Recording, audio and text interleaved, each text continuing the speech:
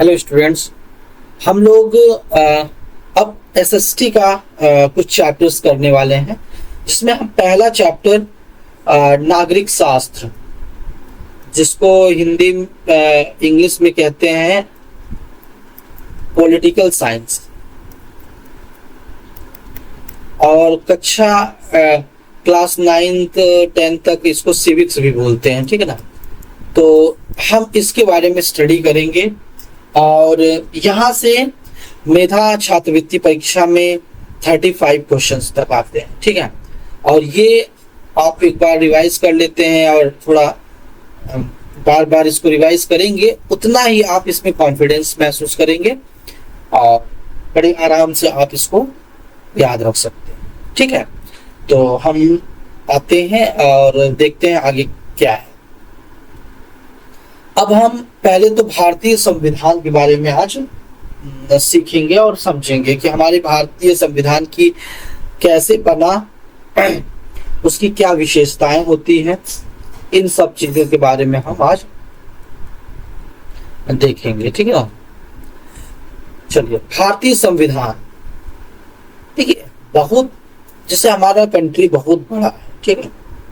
वो कंट्री जब आपका इतना बड़ा है तो आप रूल से ही चला सकते हैं कंट्री को, ठीक है, रूल से ही चला सकते हैं। तो हमारे कॉन्स्टिट्यूशनल में का मतलब कि जो संविधान सभा एक बनाई गई, जब अंग्रेज जाने वाले थे तो उन्होंने एक कहा कि संविधान सभा बनाइए जिसमें आप अपने लिए खुद के नियम बनाइए, जिसके तहत पूरा देश चलेगा।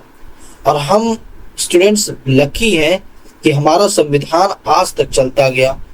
अदरवाइज बहुत सारे ऐसे कंट्री बने, जैसे कि नेपाल हो गया, या फिर श्रीलंका हो गया, फिर या फिर बांग्लादेश हो गया, इन सब में बहुत सारे संविधान बने और खत्म भी हो गए। लेकिन हमारा जो संविधान है वो स्टार्टिंग से लेके अभी तक, हाँ वक्त के साथ बदलाव हुआ जरूर, लेकिन उसमें मतलब ये नहीं हुआ कि पूरी तरीके से संविधान ही चेंज हो गया। तो हम ऐसे कंट्री में रहते हैं जहां रूल्स एंड रेगुलेशंस को लोग फॉलो करते हैं, और यही जिम्मेदार नागरिक की पहचान होती है। तो हम आज देखेंगे, और जो मैं बताऊंगा, जो अंडरलाइन करूंगा, वो इम्पोर्टेंट होगा, और वो आप नोट्स, शॉर्ट नोट्स बना लीजिएगा। देखिए, शॉर्ट नोट्स बनाना बहुत इंपॉर्टेंट है, जिससे कि आप कम टाइम में ज्यादा रिवीजन कर पाए, कम टाइम में ज्यादा रिवीजन कर पाए। तो इसीलिए इस चीज को भी ध्यान रखेंगे। जो हम आपको अंडरलाइन करेंगे उस चीज को आप याद रखिएगा, या वो लाइन आप अपने नोट्स में जरूर लिखिएगा। देखिए, पहला ही लाइन इंपॉर्टेंट है। भारतीय संविधान का निर्माण 26 नवंबर 1949 में को संपन्न हुआ। तो पहला क्वेश्चन आपसे यही पूछा जा सकता है कि हमारा संविधान कब बन के तैयार हुआ। तो याद रखिएगा 26 नवंबर 1949 को। इसका निर्माण एक संविधान सभा ने किया, ठीक है, संविधान सभा ने किया, जिसका निर्वाचन 1946, मतलब कि जो बने हुए थे संविधान सभा के सदस्य वो भी चुन के आए हुए थे। ऐसा नहीं था कि किसी ने मनोनीत कर दिया या किसी ने भेज दिया, नहीं, वो भी अलग अलग क्षेत्रों से चुन के आए थे। कि कैबिनेट मिशन, याद रखिएगा, कैबिनेट मिशन के अंतर्गत हुआ था। संविधान सभा में कुल 296 सदस्य थे। पूछा जा सकता है कितने सदस्य थे, तो कुल 296 सदस्य थे, जिसमें 211 कांग्रेस के थे और 73 मुस्लिम लीग के थे, ठीक है। संविधान सभा की पहली बैठक, याद रखना है, फर्स्ट बैठक, ये इंपॉर्टेंट है, पहली बैठक 9 दिसंबर 1946 ईस्वी को डॉक्टर सच्चिदानंद सिन्हा, जो बिहार के ही रहने वाले थे, की अध्यक्षता में हुई। फिर उसके 2 दिन बाद, 9 था, 9 के 2 दिन बाद 11 दिसंबर 1946 को डॉक्टर राजेंद्र प्रसाद इसके स्थायी सदस्य चुने गए। तो आपसे पूछा जा सकता है कि पहली बैठक में कौन सदस्य था, तो आप बताओगे डॉक्टर सच्चिदानंद सिन्हा, या फिर अस्थायी सदस्य कौन था पहला, तो डॉक्टर सच्चिदानंद सिन्हा। लेकिन आपसे स्थायी पूछा जाएगा तो आप डॉक्टर राजेंद्र प्रसाद को बताओ। ठीक है। इसके बाद जो सबसे महत्वपूर्ण एक समिति थी जिसका नाम था प्रारूप समिति। ठीक है। तो प्रारूप समिति बनाया गया जिसके अध्यक्ष डॉक्टर भीमराव अंबेडकर थे। तो आपको पता होना चाहिए कि सबसे महत्वपूर्ण एक समिति थी जिसका नाम था प्रारूप समिति, ड्राफ्टिंग कमेटी। उसके अध्यक्ष डॉक्टर भीमराव अंबेडकर थे। इसीलिए संविधान निर्माण में डॉक्टर भीमराव अंबेडकर का योगदान सबसे ज्यादा माना जाता है। क्यों? क्योंकि वो जो सबसे मुश्किल काम था इन्होंने किया था, ड्राफ्ट बनाया था। पूरी किस तरीके से हमारा संविधान पूरा स्ट्रक्चर्ड होगा, कैसे शेड्यूल होंगे, कैसे मतलब आर्टिकल्स होंगे, वो सारी चीजों के बारे में उन्होंने बड़े ही डिटेल से अपनी बात को रखा और उसको एक्सेप्ट भी किया गया संविधान सभा द्वारा। तो याद रखिएगा 26 नवंबर 1949 ईस्वी को 2 वर्ष 11 माह 18 दिन पूछा जाता है कि कितना समय लगा हमारे संविधान बनने में। तो याद रखिएगा 2 वर्ष 11 माह 18 दिन, 2 years 11 month 18 days बना लग गया टाइम। ठीक है। संविधान सभा संविधान बना और 26 जनवरी 1950 ईस्वी को भारत में लागू किया। तो याद रखना है कि कुछ मतलब पार्ट तो 26 नवंबर 1949 को ही लागू हो गए। इसलिए इस दिन को हम संविधान दिवस भी बोलते हैं। इस दिन को 26 नवंबर को संविधान दिवस बोलते हैं। पूछा जा सकता है संविधान दिवस कब मनाया जाता है, तो याद रखना है 26 नवंबर को। लेकिन जो रिपब्लिक डे होता है 26 मतलब गणतंत्र दिवस 26 जनवरी, इस दिन पूरी तरीके से संविधान लागू हो गया। ठीक है। तो ये इंपॉर्टेंट चीज थी। अब हम थोड़ा आगे चलेंगे और आगे बातों को समझेंगे। ठीक है।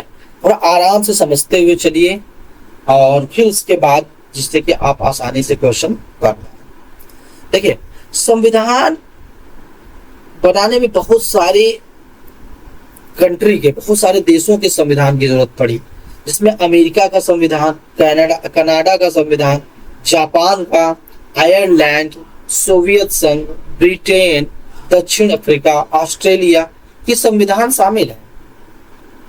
और भारत का सबसे महत्वपूर्ण अधिनियम था भारत सरकार के अधिनियम 1935 भी भारतीय संविधान का मुख्य स्रोत था। आपसे पूछा जा सकता है मुख्य स्रोत कहां से लिया गया, तो भारत में अगर पूछा जाए तो भारत सरकार के अधिनियम 1935। बाकी ये चीजें अलग अलग चीजें लिया गया है, तो आप इतना आप में डिटेल नहीं पूछा जाएगा। बस आप भारत में देखिएगा कि कौन समय अधिनियम चल रहा था जिससे ज्यादातर प्रावधान वहां से लिए गए थे। अब संविधान का भूमिका, तो देखिए संविधान का अगर हम प्रस्तावना पढ़ते हैं, प्रस्तावना,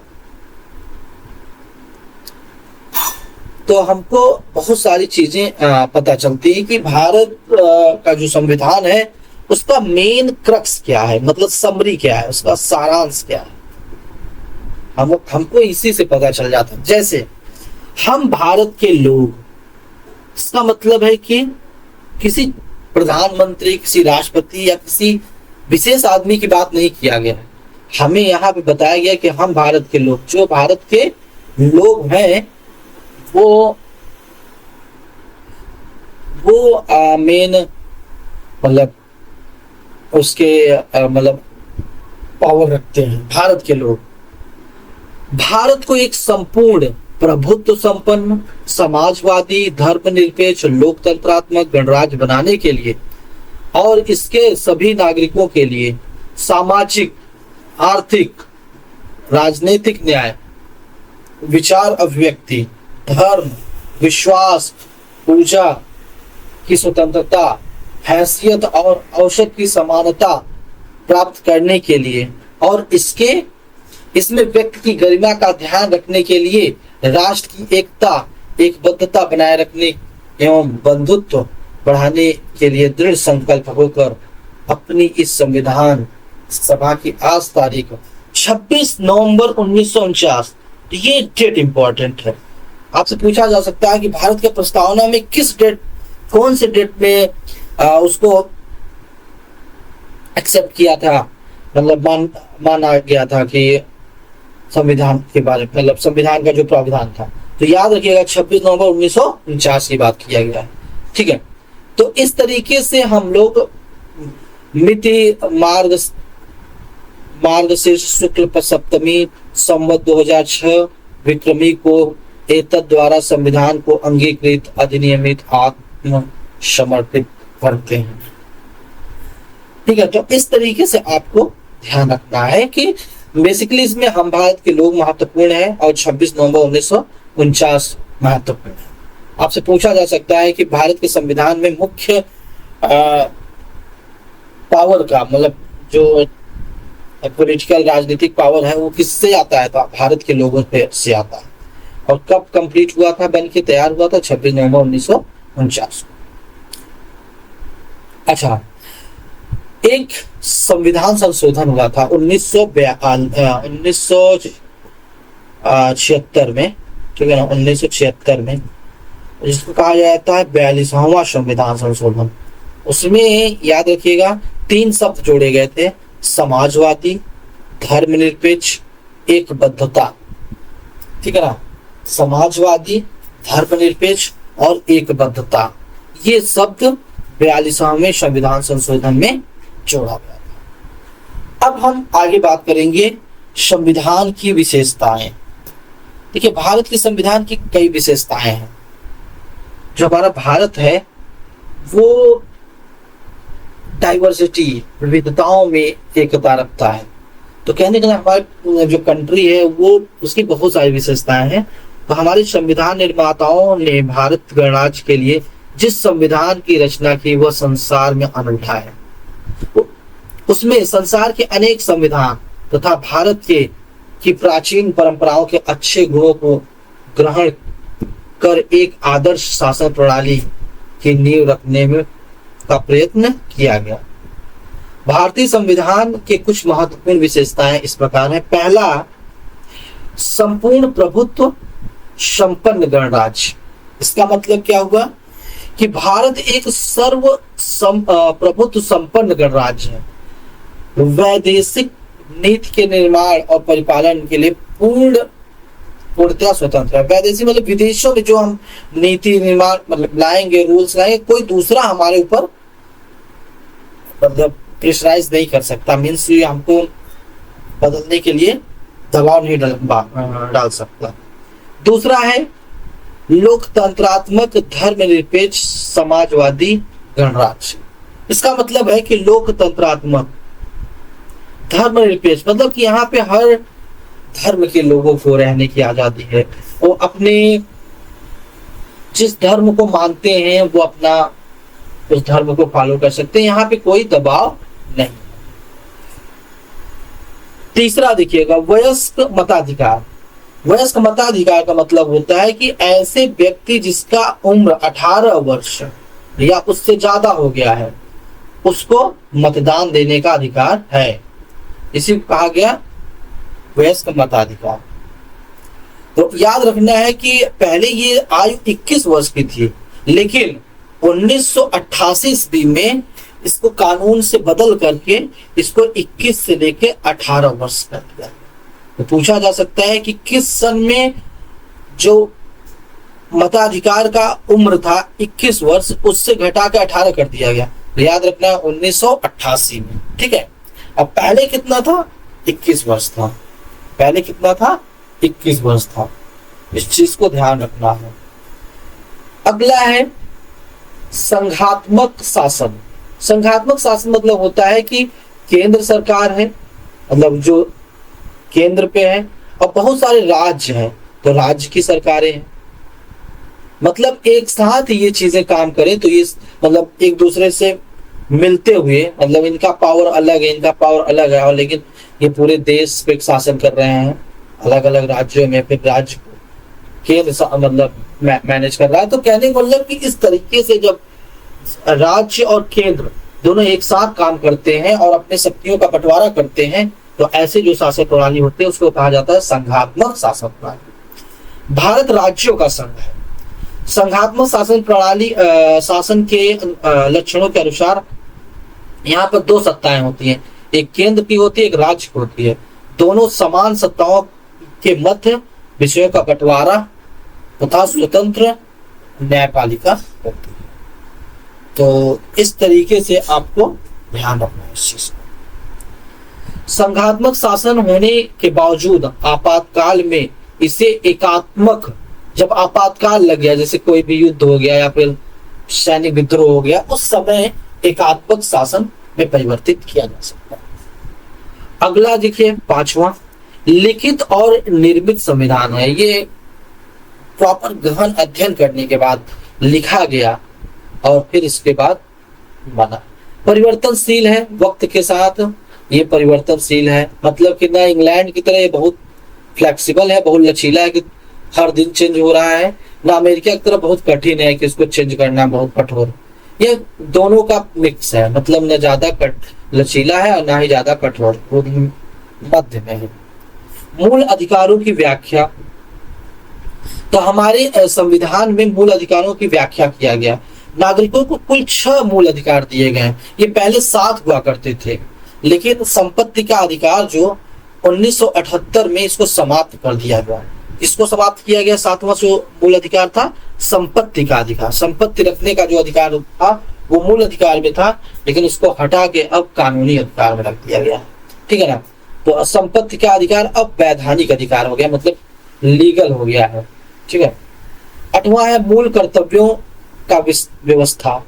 तो दिसंबर 1946 में पारित संविधान के 42वें संशोधन के द्वारा भारत के नागरिकों के लिए 10 मूल कर्तव्यों का मतलब निर्धारित किया गया है। तो पूछा जा सकता है कि ये मूल कर्तव्य किस सन में जोड़े गए थे, तो याद रखना है कि 1976 में हुआ था। सॉरी 46 मैंने बोला था, सॉरी 76 होगा, 1976। अगला है धर्मनिरपेक्ष राज्य। धर्मनिरपेक्ष का मतलब ये होता है कि भारत के संविधान के अनुसार भारत एक धर्मनिरपेक्ष राज्य है।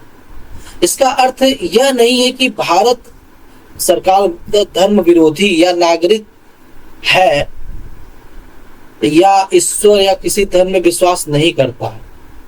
इसका केवल इतना अर्थ है कि सरकार स्वयं किसी नागरिक को किसी एक विशेष धर्म में विश्वास रखने के लिए बाध्य नहीं करता। वह किसी धर्म या संप्रदाय के विशेषकर मंदिरों, मस्जिदों, पूजा स्थलों या शिक्षा संबंधी संस्थाओं इत्यादि में विशेष सुविधाएं प्रदान नहीं करती। वह इस सिद्धांत पर विश्वास करती है कि धर्म प्रत्येक मनुष्य का वैयक्तिक प्रश्न है, मतलब कि अपना पर्सनल मैटर है और सरकार उसके साथ कोई संबंध नहीं रखती। अगला है 10वां, एक राजभाषा। भारतीय संविधान में सब भारतीयों के लिए एक राजभाषा और एक लिपि सिद्धांत स्वीकार किया गया।